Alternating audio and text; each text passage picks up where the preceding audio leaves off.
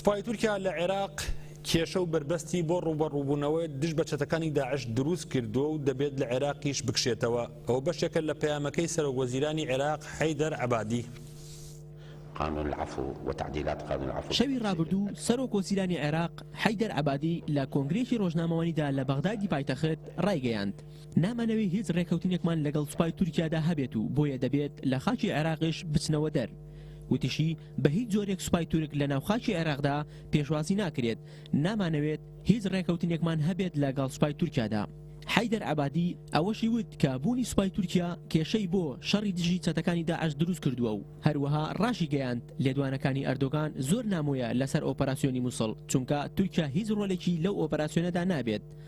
سەبارەت بە نەوتی هەرێمی باشووری کوردستانیش عەبادی دەڵێت دەبێت نەوتی هەرێمی باشووری کوردستان بە شێوەیەکی شەفافانە هەناردە بکرێت.